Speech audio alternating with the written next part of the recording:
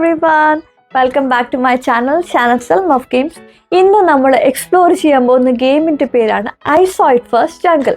ഇതിൻ്റെ അകത്ത് പ്ലെയേഴ്സിന് ക്രീച്ചേഴ്സിന് ഇമേജസ് ഉള്ള കുറച്ച് ചിപ്സ് കിട്ടും. അത് വെച്ച് പെട്ടെന്ന് തന്നെ ഗെയിം ബോർഡിനകത്ത് അത് എവിടെയാണ് ഇരിക്കുന്നതെന്ന് കണ്ടുപിടിക്കുക എന്നതാണ് ഗെയിം. 4 വയസ്സ് മുതലുള്ള ആർക്ക് വേണമെങ്കിലും ഈ ഗെയിം കളിക്കാം. അതുകൊണ്ട് തന്നെ ഫാമിലി, ഫ്രണ്ട്സ്, കിഡ്സ് ഇവർക്കിടയിൽ കളിക്കാൻ പറ്റുന്ന ഒരു ഫൺ ഗെയിമാണ് ഇത്. ഇനി ഗെയിം ഡീറ്റെയിൽസിലോട്ട് കടക്കാം. Let's go.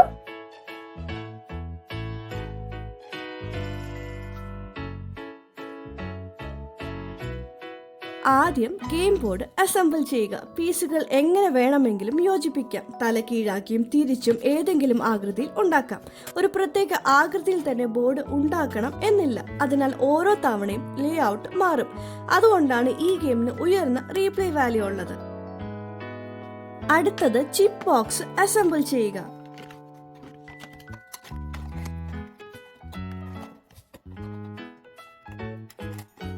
പൂർത്തിയാക്കിയാൽ ചിപ്പുകൾ അകത്ത് ഇടുക. പ്ലെയേഴ്സ് ഈ ചിപ്പുകളിലെ ജീവികളെയാണ് ഗെയിം ബോർഡിൽ പെട്ടെന്ന് കണ്ടുപിടിക്കേണ്ടത്.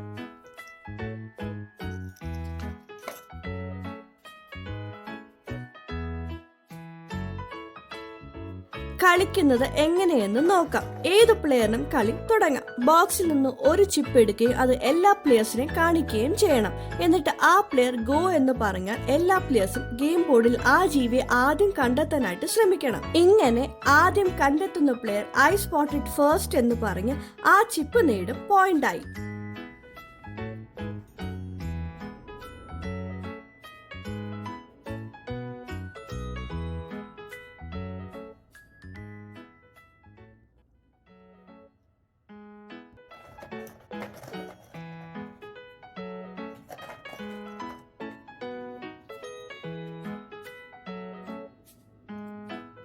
അപ്പോൾ ഈ ഗെയിം എന്നത് പ്ലെയേഴ്സ് ജാഗ്രതയോടെ പെട്ടെന്ന് തന്നെ ചിപ്പിലെ ജീവിയെ ഗെയിം ബോർഡിൽ കണ്ടെത്തുന്ന ഗെയിമാണ്.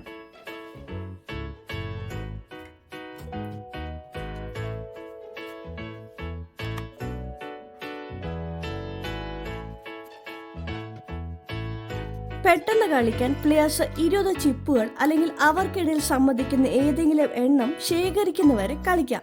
അല്ലെങ്കിൽ ടൈമർ സെറ്റ് ചെയ്ത് ഗെയിം എപ്പോൾ അവസാനിക്കണമെന്ന് തീരുമാനിക്കാം. ടൈമർ അവസാനിക്കുന്ന സമയത്ത് ഏറ്റവും കൂടുതൽ ചിപ്പുകൾ ഉള്ള പ്ലെയർ ആയിരിക്കും വിജയിക്കുന്നത്. ഇനി ധാരാളം സമയം ഉണ്ടെങ്കിൽ എല്ലാ ചിപ്പുകളും തീരുന്നത് വരെ പ്ലെയേഴ്സ് കളിച്ചുകൊണ്ടിരിക്കാം.